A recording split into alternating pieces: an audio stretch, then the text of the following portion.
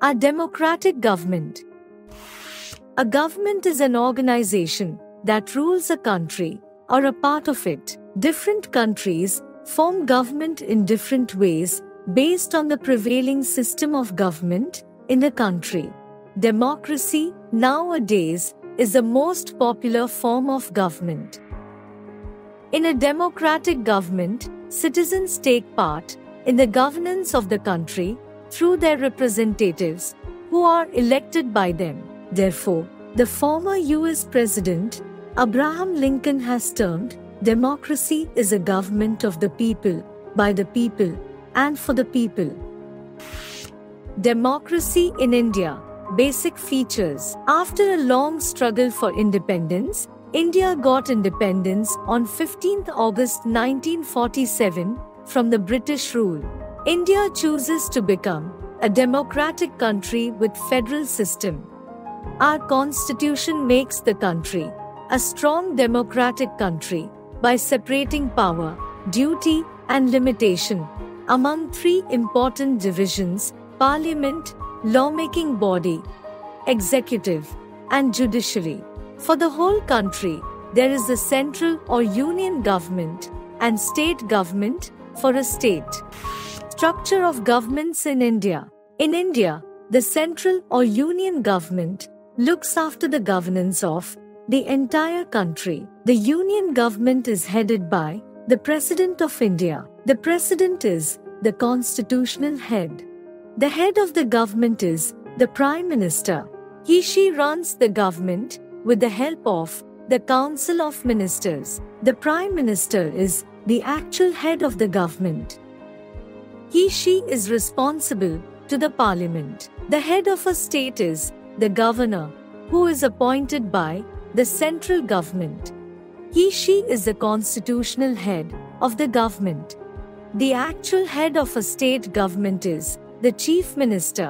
There is a legislative assembly for each state. People of India elect representatives to the Union Parliament and the state assemblies either directly or indirectly through elections. Structure of the central government in India. 1. The legislative, the Lok Sabha and the Rajya Sabha. 2. The executive, the President, the Prime Ministers, other minister, and government officers. 3. The judiciary, the Supreme Court. Structure of a state government in India. 1. The legislative, legislative assembly, and legislative council in some states. 2. The executive, the governor, the chief minister, other ministers, and government officers. 3. The judiciary, the High Court. The central government. India is a truly democratic country because all the heads are elected periodically.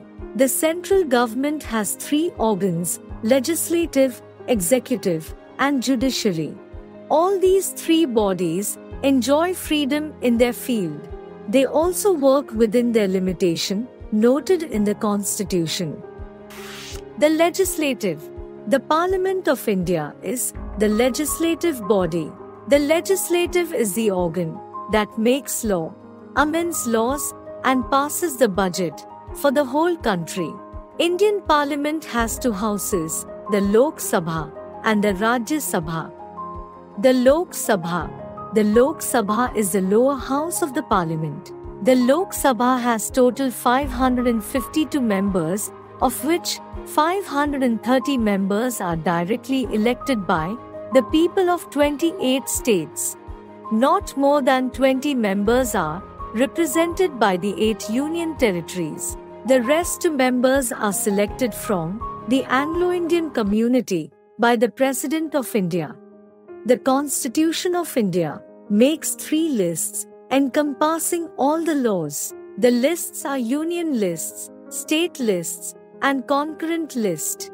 The Lok Sabha can pass laws exclusively from the Union list and Concurrent list. If needs, it can make laws from the State list too. The Rajya Sabha. Members of the Rajya Sabha are elected by the members of the state legislative assemblies. A member is elected for 6 years. It also can make laws and amend laws. The executive. The executive is the organ that rule the country following the constitution and the laws passed by the parliament. The Prime Minister is the actual head of the government. He/she and the Council of Ministers initiate and implement different welfare policies, rules, and others issues. The Prime Minister and the Council of Ministers are directly or indirectly elected by the people of India. The whole ministries are questionable to the Parliament. Different central government officers, IAS, IFS, IPS, IRS, etc., are selected through competitive exams. They are the part of the Union Executive. The Judiciary. The judiciary is the department that resolves conflict among people, governments, etc. The judiciary follows the constitution and the laws passed by the parliament. Indian judiciary work independently. The Supreme Court is the head of Indian judiciary system. Below it are high courts and below them are district courts. Importance of election. An election is a process through which citizens elect their representatives to govern the country, state, etc. Holding regular elections to form the government is very important in a democracy. Fair elections, participation of people, etc. are very important too. In India, elections are held based on universal adult suffrage. It means all the Indian citizens who have attained the age of 18 years, irrespective of religion, caste, race, sex, and financial conditions, cast his/her vote in the election. This, in proper sense, makes our democracy deep-rooted and successful. Governments, in all the levels in India, functions for 5 years. Before the end of term of a government, say the union government, countrywide election, called general election, is held. In the election, people cast their vote and elect representative who form new government. The process is continuing in India since independence. Therefore, election is very important to democracy. In India, election is held and controlled by an independent constitutional body called the Election Commission of India. It announces the date of election, enlists the candidates, prepares voters' list, conducts vote, count votes, and announces the result. It sends the letter to the President containing the result, and President appoints the new government. In India, voting is recorded through electronic voting machine, EVM. Responsibilities of a citizen in a democratic polity. In a democracy, citizens are the first and last in making a government. So, a citizen has an important role. We can list them. A citizen must be aware of the political environment of the country and the world. A citizen must be aware of economic situation of the country and the world. A citizen must express his/her opinion regarding the policies made by the government. A citizen must cast his/her vote in an election. A citizen must help the government in implementing welfare policies. A citizen must voice for fair election.